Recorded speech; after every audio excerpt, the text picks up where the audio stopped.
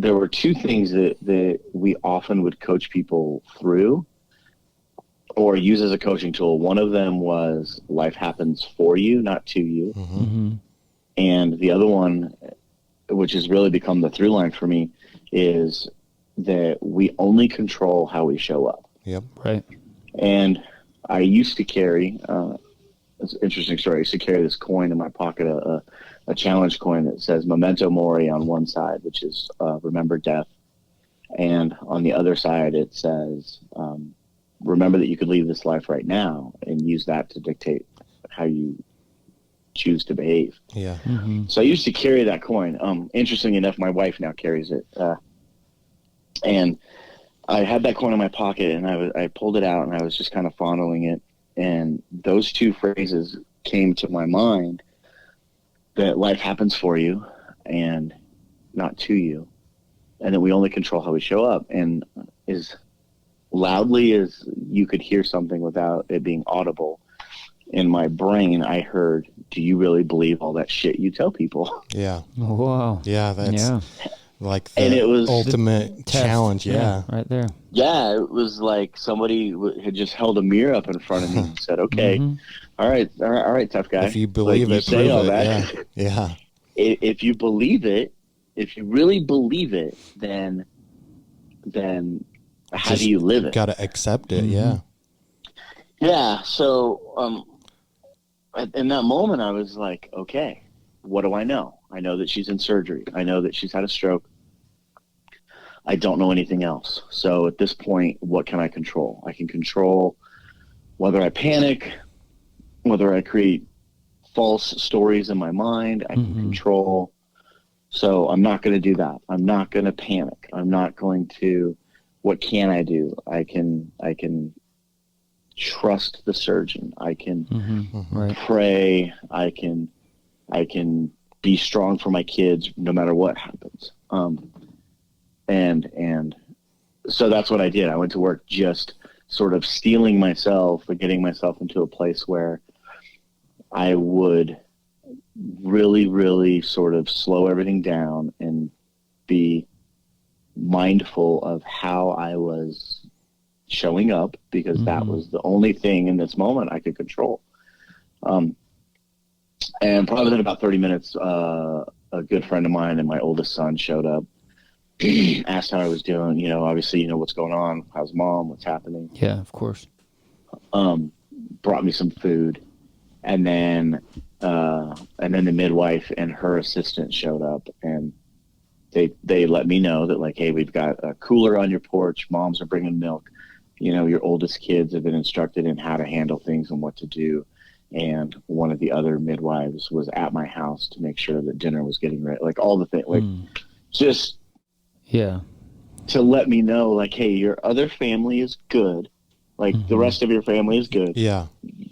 Just take care of this situation. So about 3 hours into it, 3.5 hours, the surgeon came out and said she's fine. Said we did the surgery. He said, it wasn't me, it was God's hands that controlled, because what they had to do is they had to go in through her femoral artery in her thigh.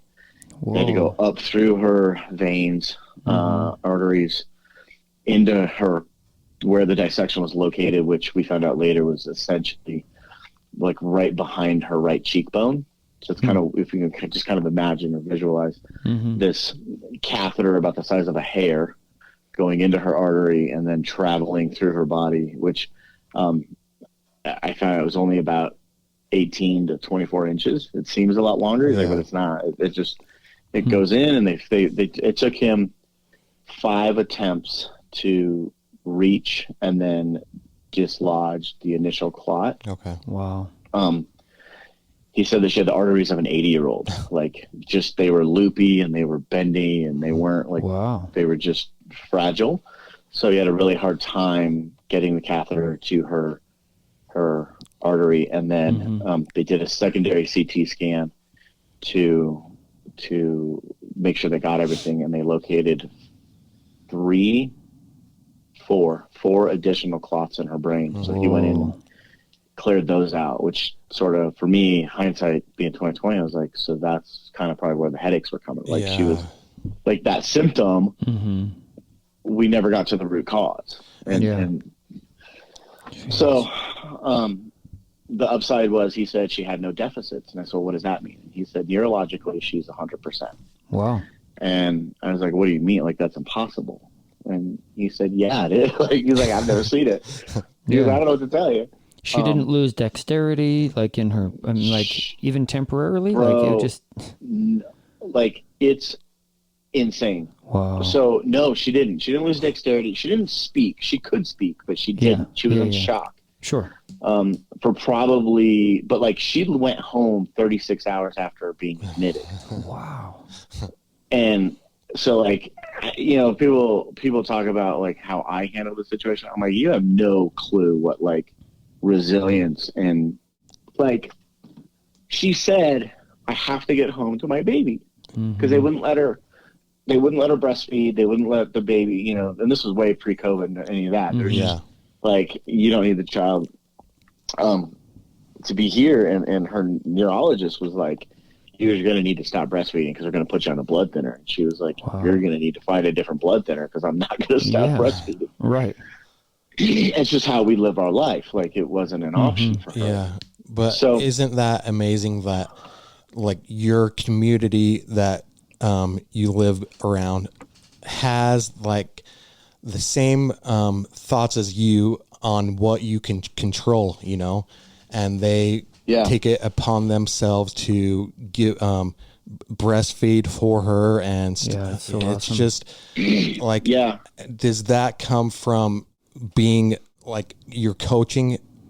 Does that play a part in their attitude towards it, or? Yeah, I think part of that is my wife and I are fairly clear on our core values, and we live, I would say vary, but there's always things that I see that I question. But I think compared to most people, we live what you would consider a very intentional life. Sure. Yeah. So we know where we stand. We know what we want.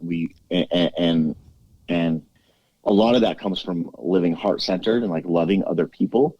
It's not about like, this is mine and I want to have it. It comes from a very like, just an intentional living. So like the people that we surround ourselves, the community that we're a part of, and our closest circle are in alignment with that. Because if those people don't support our core values, then we can love them, but we love them with a little bit of a distance, because our inner circle is in alignment with how we choose to live. And so, you know, when we hit this place where we needed support, the closest people that would come to support us knew how to do so in a way that honors who we are. And I like to think we do that in return. Sure. And like, you know, you talk about dexterity. Once I got to see my wife, once I spoke to her, which was really weird because she was still sort of looking through me. And I don't know if it's a combination of coming off of drugs or being in shock, because during her surgery, they didn't put her under. They put her in a bit of a lucid state. So she was awake for this procedure. Interesting. And she'll talk about the excruciating pain and feeling of having something in her brain navigating it to that's so crazy. I'm surprised they do that, because you would think that would cause like PTSD and stuff like that. It certainly has. Like when her doctor says, well, she has no deficits, I'm like, well, neurologically, yes. Emotionally and mentally, she's got a tremendous amount of PTSD. Sure. If any of her kids come up and like you don't touch the back of my wife's head, you don't like come up and tickle her, like you know, Shane, you and I have talked about this a little bit. Like there's a anxiety around what's going on with your head when you've had a head injury, and a stroke in a lot of ways, especially for her, is a traumatic brain injury. So she definitely has a lot of that. But when she was in the hospital, the midwives came in because she couldn't breastfeed her child. In order to maintain your milk production and reduce pain. Like, the reality is that when women breastfeed, their breasts are engorged. And if you don't express that milk, it can create mastitis. Yeah, right. It can create all sorts of issues. So her midwives manually expressed her breast milk while she was in a hospital bed to help her and to get that milk back to the child. And when they were done with that, like Carrie offered to do that, but she was kind of like still in this sort of daze. And so they did that for her to make sure it was done properly and to help her. And like, it's a super vulnerable state to be sitting in a room with two other women, manually expressing breast milk from your wife. And you're just like, I don't even know how to, like it's a picture in my head. I just never thought I would sit there. And then, about an hour or two later, and this goes back to the dexterity thing, she took her contacts out. And I was like, how are you physically able to remove your like, she literally had like very little to no physical. She had all her motor skills. She had all of her dexterity. The only issue she had was so by the time she got out of surgery and everything, it was 5-6 o'clock at night. Most of the evening, they just kind of left her be. But in the next morning, they got her up and they had her walk. And her left side was pretty weak because her stroke was on her right side. So her left side was kind of weak. She could walk, but it was definitely measured and sort of cautiously. And so they came back and said, hey, this is what we see, physically you seem fine. With a little bit of work, you'll be able to walk normal, everything will be fine.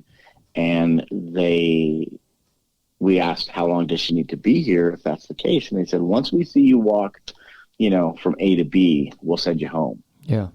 And she said, let's go. Like, who do I got to show? Who do I have to show that I can walk? And they, I think it was the occupational therapist had to get somebody else. And they came in, so they came back around lunchtime and they gave her a walker and she walked up and down the hall and they said, okay, send her home. And so, she got admitted about 12 o'clock in the afternoon and she went home at, I want to say 5 or 6 p.m. the next day. That is insane. It's just a routine. Routine. Yeah, it was like outpatient. Like, hey, let's go. Super, she was amazing. Now, emotionally, it's 3.5 years later. And I'd say she's probably just now getting to the place where she would consider herself to be healed. Yeah. Right. It's been a long road. And that's, for me, like as a caregiver, that's probably been the hardest part of managing the story. How do I support her? How do I walk the line between enabling and encouraging? Because I do think that, like, probably about 5 or 6 months after the stroke, we recognized that I was enabling her. Like, what do you mean doing stuff doing for too her? much? Yeah, so she went into a super dark depression. You face death. All those things create all these different emotional responses, and being also dealing with like postpartum depression, which she didn't really experience, but always had like that bit of hormonal imbalance, right? Right. So she went into super dark depression and she wanted to move back. So we live in Colorado. Lived in Las Vegas for a long, long time. It's where her family lives. It's where my family lives. So for a brief moment, she wanted to move back to Las Vegas. She was like, I need my parents. We need to go back to Vegas. And I was like, I'm okay with that. But we moved out of there because you hate Las Vegas. Yeah.